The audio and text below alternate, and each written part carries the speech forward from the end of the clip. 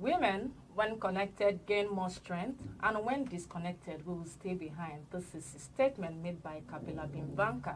Good morning and welcome to today's episode of Women Empowerment Program, still being organized and sponsored by the Rule of Law and Empowerment Initiative, also known as Partners West Africa Nigeria, P1.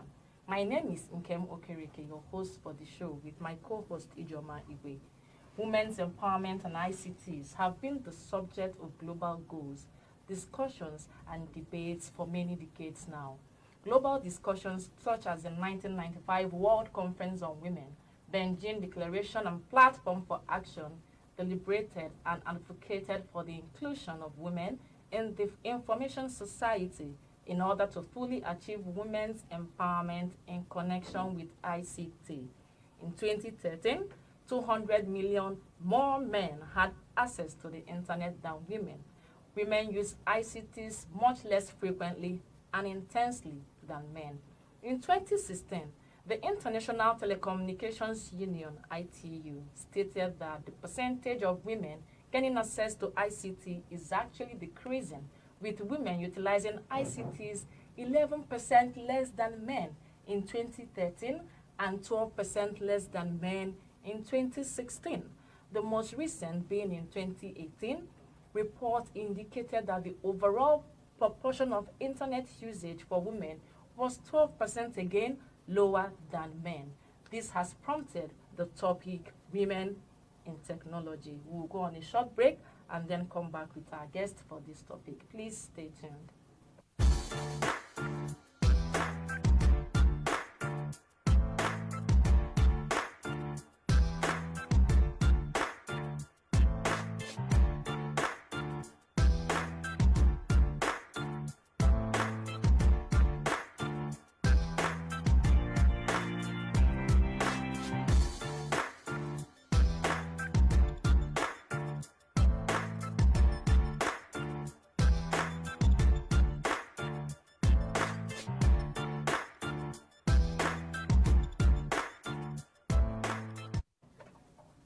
Welcome back. We were discussing the topic Women in Technology, and our guest for today is Dr. Wunmi Hassan, who is the CEO of High Tech Center for Nigerian Women and Youths and is the founder of National Coordinator of Heeding No More Nigerian Females in Science, Technology, Engineering and Mathematics. Please welcome with us today Dr. Wunmi Hassan. Good morning, ma, and you're welcome to the show. Good morning. So nice to be with beautiful ladies like you. Thank you. You're welcome, ma. Thank you. So, ma, we'll just ask you our first question we have for today. When we say women in technology, what does it mean to you? Well, maybe I should start from here. Women in technology, are you women? Okay. Ladies sitting behind the cursor, speaking every day to technology. But more importantly, like you saw, we see women in technology being defined within the fields of study, of engineering, science, technology, mathematics. And so all of those paraphernalia courses and fields that women are engaged in. So you see women, we did agriculture. Because a lot of time when we talk about women in technology, everybody look at some of us that read computer science. Yeah. But I think it's more than that. There are women in engineering. The medical doctors are women in science. The agricultural women are women in science and technology. They are women in tech. If you read microbiology, you are women in tech. If you read chemistry, physics, all of those science-related courses. And you know, in today's digital world, we are not just talking about some of us that read all those tech things. Yeah. We are looking at women, even in journalism. That's why you beautiful ladies are coming in. Who are behind the cursor? I've been to so many stage studio, and you see these ladies behind the cursor, they are shifting the buttons wonderfully. So every woman that is able to use technology, I can categorize them as women in technology. So in other words, if you see an old woman who obviously can pull a phone and call whoever, is a woman in technology. It's a woman in technology. Yes. I agree. Okay, you know, whenever I hear technology, I used to think it has to be ICT. Absolutely. You know, I didn't know, because I read biochemistry, so I didn't know that I could be a woman. Can you imagine this? So you are the first convert of this show. Yeah. You are a woman in tech. Absolutely. All right, so I'll go right to the next question we have for you today. What is the impact of technology on women empowerment?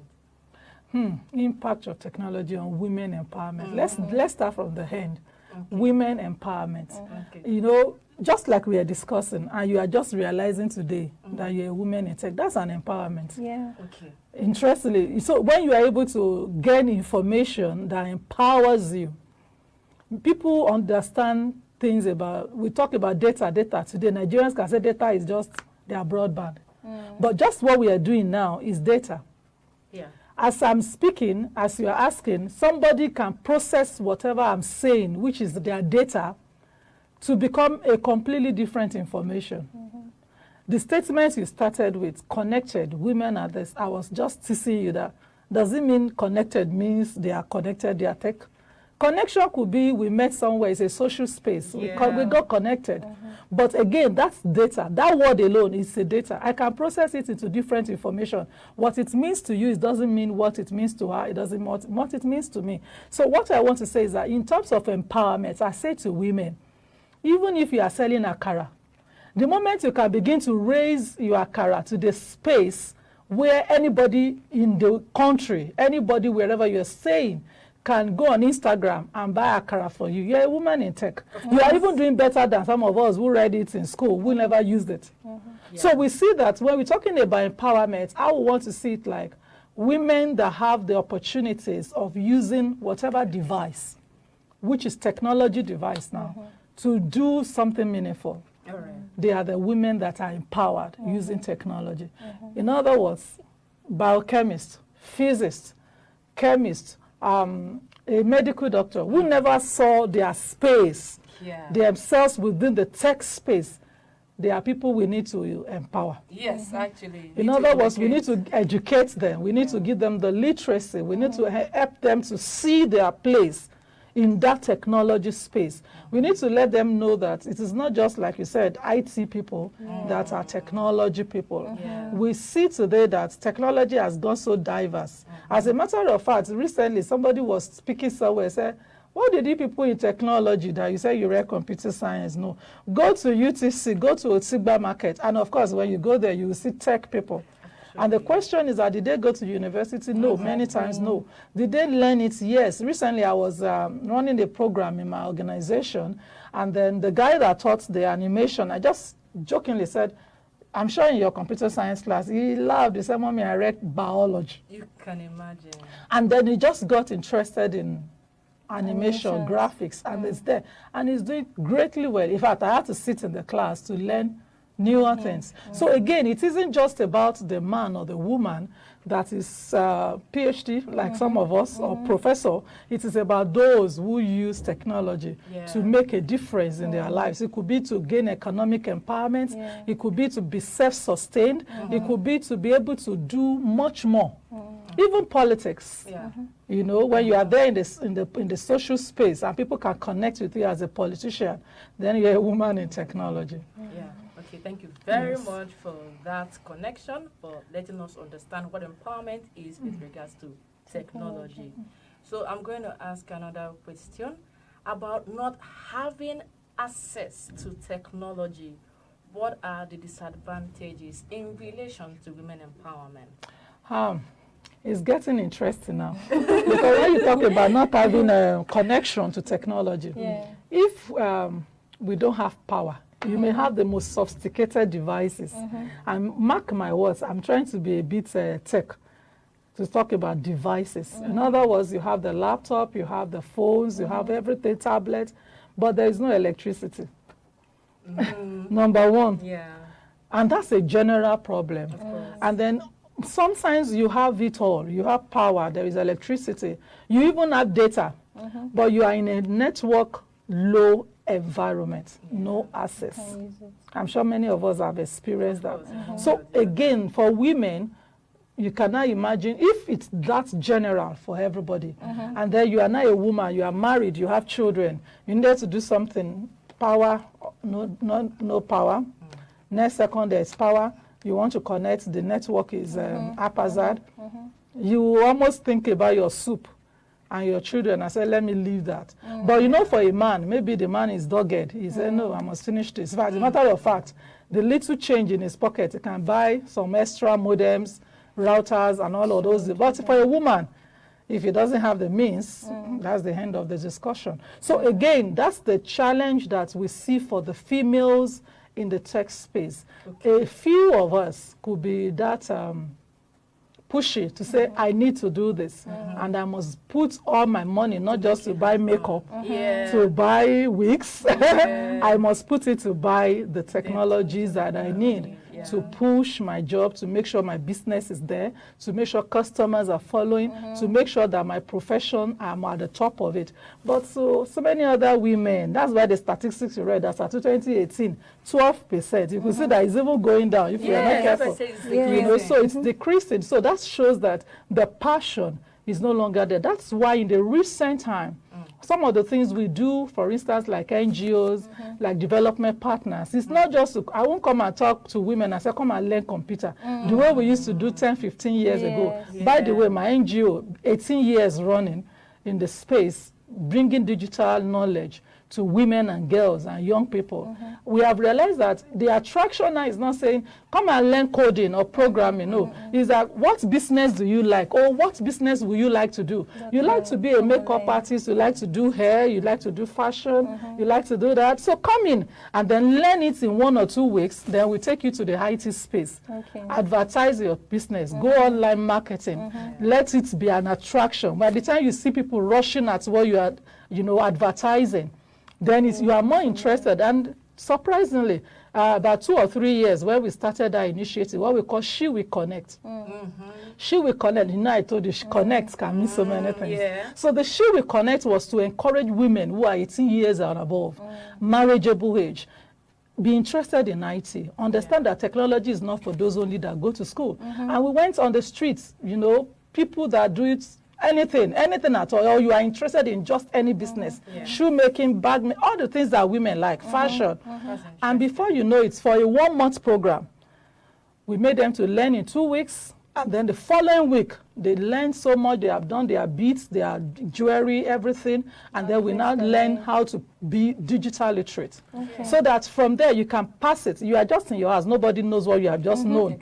But you can put it in a space where the whole world will see it. And people can order beyond your locality.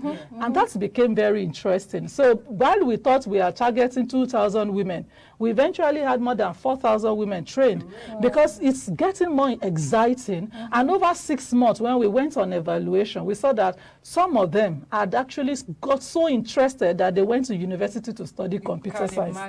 So it's like taking it from the reverse way. And then for some of us that are privileged, like you read biotechnology or biochemistry, you could be saying, okay, I've had a little bit of such knowledge of technology. Now you need to do a lot. The internet you must use. You must do a lot of search. So a little bit of digital literacy will push you to that space where you can actually become a techie. And that's what we are encouraging for every woman. That's the way to bring women in. Don't see it as a technology that it's for men. No, it's not for men. People have asked me, and I want to believe you will still ask me, how did I fare to this point? In that tech space. It's just about capability. It's about being interested in building yourself as a woman. It's about asking yourself, what is it that they are doing there that I shouldn't and I can't do? Now you have brought it up. We are going to ask you how you came to this level, but we are going to go on a short break now, and we'll come back again to discuss this interesting topic with our guest. Please stay tuned.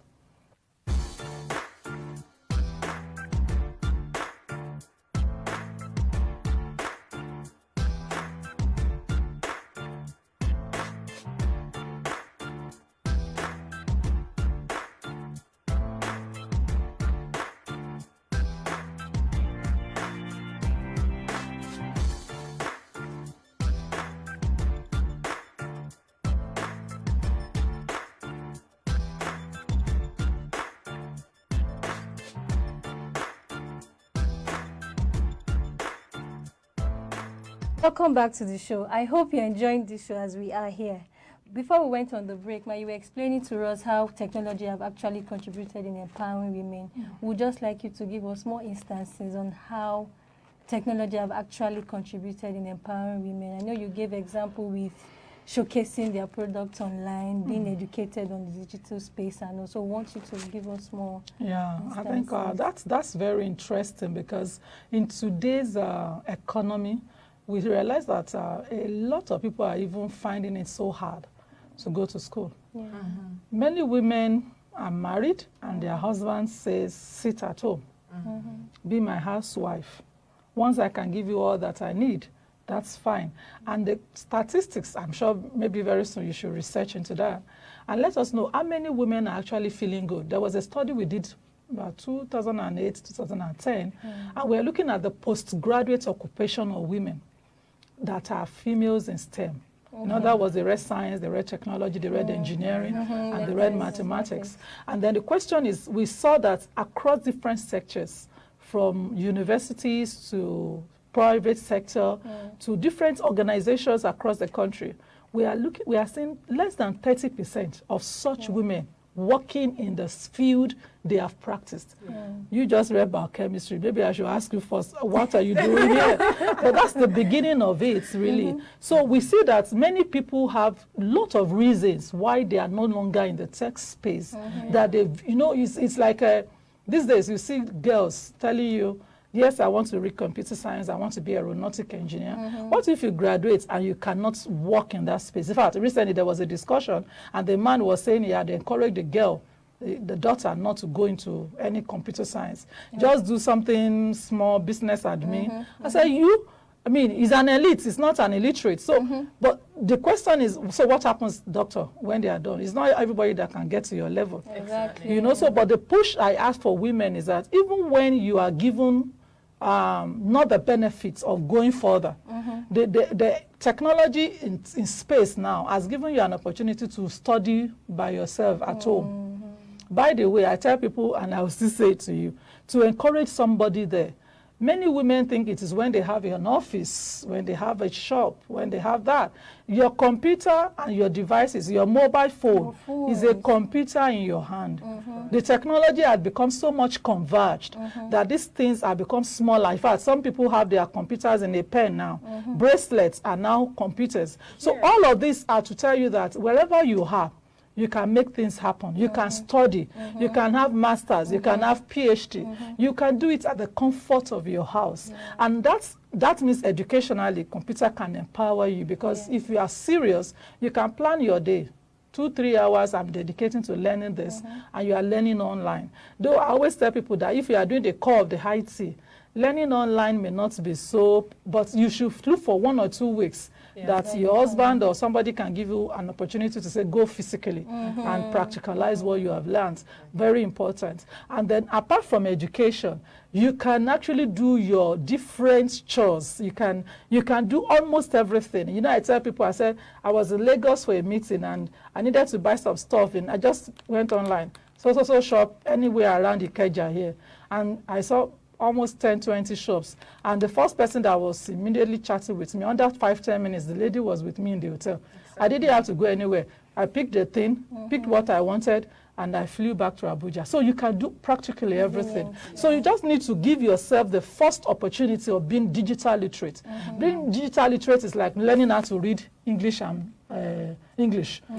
So that is it. So today's economy is not an economy of I know how to speak English. It's I know how to punch computers. I know what to do when I need what I want and all of that. So that's, I think, is good for women to know. And there's no business, there's no career you want to learn how to do farming. Today I'm doing farming inside my compound, and every day I'm online to check what is it that somebody had done, how did they do it. In simple terms, and it's working. So all of that can be done. Wow, thank you very much. Ask you, you said your family friend told you that not everybody can get to this place where you are. So I want to know, how did you get to where you are? How did you, what prompted it? What motivated you? What's the First of all, what's the push? How did you find it? The push was that I was a science student from primary school, secondary school, and then yes, my parents would want me to read medicine, but suddenly I stumbled on computer science, and I didn't know so much about it, and I felt so convinced that that should be what I should do. So I just took my JAMB form and I wrote computer science. So my father was like, wow, that's good. Computer is one of the new age courses. It will be great, and he approved it. So that's the first push. Okay. So I had to go further to understand what does it mean to be a computer scientist. That means you have to be very good in mathematics and in physics. Yes. Especially. And good enough, at that point I was realizing, oh, I'm very good in physics. In fact, in my physics, if I come second, it's a fight. So all of that was a great push. So, and then entering the university, I had to do computer science, and then graduated from there. And you know, computer science has so many parts. I'm sure you'd have known. It's broad. So I got interested initially with coding. I just like everything. I'm just passionate. I'm just interested. This is my computer science. You know, I'm my lecturer then. I have a lecturer, a prof. Once he enters our class, he says, you are the top of the world. You should make your impact. Just all of those psychic. So I kept getting interested more. So all of it, I'm more. But over time, I got more interested in climbing the mast, networking, communications, because it looks like that's where the boys should be. So I was always telling myself, what if all of us are in the class? So if they can pass and I can pass, why can't I do it? And so that became my passion. And fortunately, when I had the privilege to meet my husband, he became somebody who is passionate with academics. And he felt you must do your masters, you must do this, that. So I said, it's like somebody who wants to die, see somebody who wants to marry. So, you know, all the stereotypes we hear as women, that when you are married, they can tell you not to do. So when he told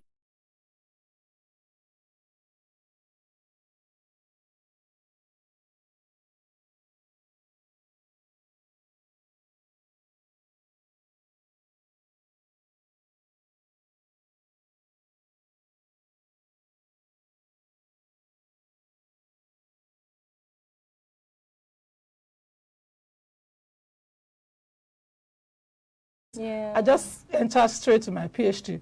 And so before you know it, and you know all those years too, it's good to have good wishful thinking. I used to say before I clock 35, I want to have my PhD. So all of that was a small push internally. So I was just pursuing. And to the glory of God, by the grace of God, I had my PhD before 35. Oh, that's great. So that was a great push. And then I saw people who are men, and that's another point, because when we talk about women in technology, we always think that it's just to challenge the status quo. But for me, it is more than challenging my status quo. It's more of learning from everybody that can push me to making a difference in that space.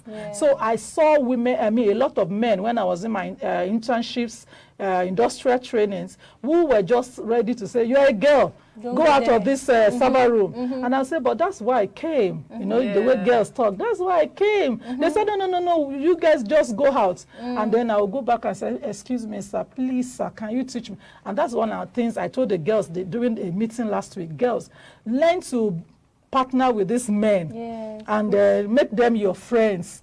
Make sure that you have your code of conduct anyway, guiding you, boundaries set, but you are interested in what they know. Maybe after now, I'm going to be interested with these guys shooting us to say, please, I want to know how you do this. That's just the push. And it's very essential for us to learn in technology. So I became their friend. They started teaching me more. So all of the interest I have to climb the mast, to be in the network space where all of the back end, you know, in IT, there's something they call the front end and the back end. So in other words, the front end is what everybody sees. But what happens at the back, I want to know. That's why I went to school to learn. So I'm so interested, and I saw many of them, when they saw that I was interested, they too were open. And that's the good thing about men. Once they know that you are interested, they are ready for you. So please, everyone, you have a man around you who is good in one technology, be their good friends, but make sure they teach you what you want. And they began to open up, and I was beginning to learn. And some of the places, when I said, I need a job, they would tell me, you're a woman, you can't do it. They would rather give it to a man. I volunteered to work there without pay. So for me, it is about learning, it's about knowledge, it's about gaining the skills. And also showing that you can. And also showing after a while that what you said you didn't want to pay me for, I can do it, and I can do it better. And by the grace of God, with my PhD getting done, That's opened a whole lot of opportunities. And so I was beginning to try to prove myself too. If I have got a PhD, it's not, Nigerians will say many people with certificates without anything to show. I want to tell myself I have a lot to show, and I can show. So for me, it took me from just not being an IT person to going into all of what they taught us in chemistry, in physics, to say, okay, if there is a power problem in Nigeria, what can I do as a woman? Renewable technologies. So today, by the grace of God, I led a team that went to learn how to do solar panel from the scratch. And by God's grace, we are doing solar panel, producing it locally. So do we it's have working. women in the Women team? are coming. We still need more of us to join. So this year, we are looking at what we call Mandate 50. We want to gather 50 women who are passionate. I don't want women, so I can get sponsors. People can sponsor any of them, can say, oh, go for that course. But the question is, are you ready for it? Because that's the difference that we women can make.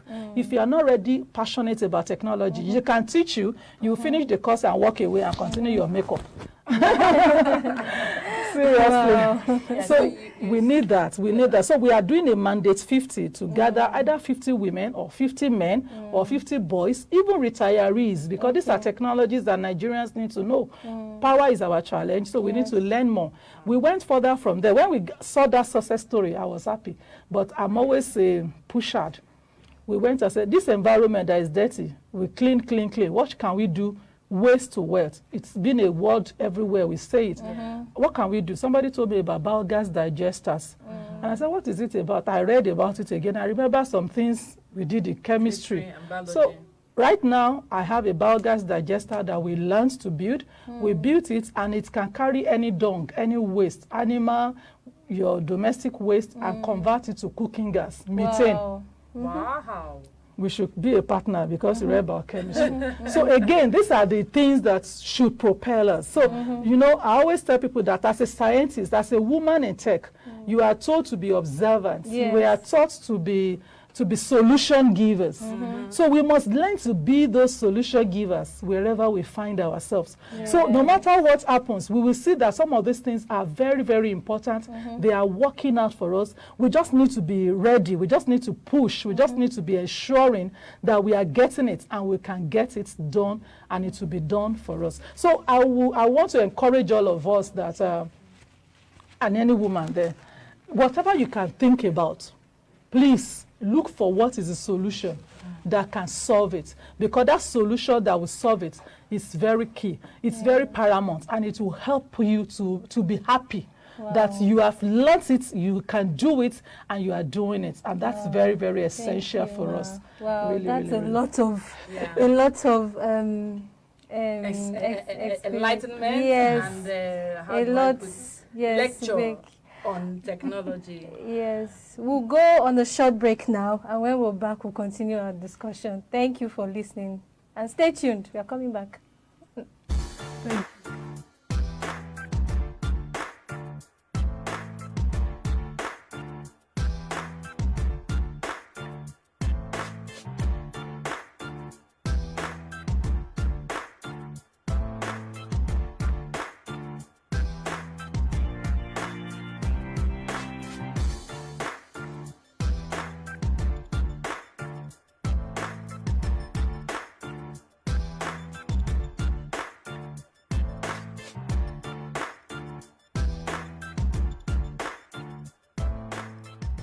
Welcome back to the interesting topic with Dr.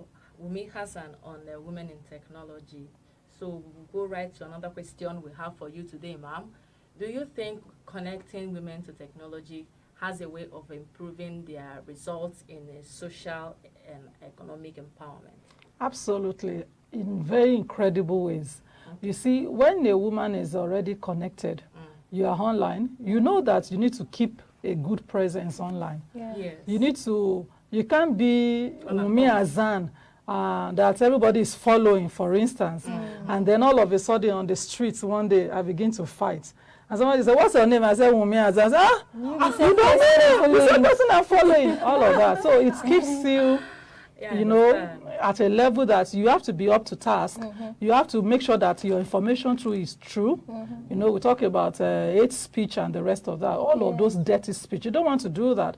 If you want to portray something, you want to be in a good stand. Because even on the social space today, people want to follow credible people. They want to follow somebody with integrity. They want to be a role model. They want to see you as a role model. And for many of us in this tech space, we are very few, but we are doing well. That's the good news. We are doing very well. And there are a lot of young girls. And if you look at statistics of education today, girls are becoming brighter, getting better results, because of course there's been a whole lot of focus on girls and ensuring that we go to school, we are not afraid of those things that used to make us afraid, not afraid of camera. This recently we host a yearly event, you know, on summer, which is technology, and we see those young girls carrying cameras, doing video editing, doing animation. They are ready to do it. Everybody is ready to jump into the pool now and do something. So for every woman, I say to them, the sky is our beginning. Just open up yourself. Don't be timid. The computer is just a machine. So touch it. If it spoils, we will repair it. And that's one of the things we do. We focused on hardware. As we started doing solar, I started realizing that some of the things they taught us that are hearts, that we thought, what is it about hearts that is concerning us as scientists? We are using the hearts to produce the panels. When we started learning how to do phones, laptops, and the rest of that, I am interested in more of those things. Those areas that men think this is our domain. No, let us know as women that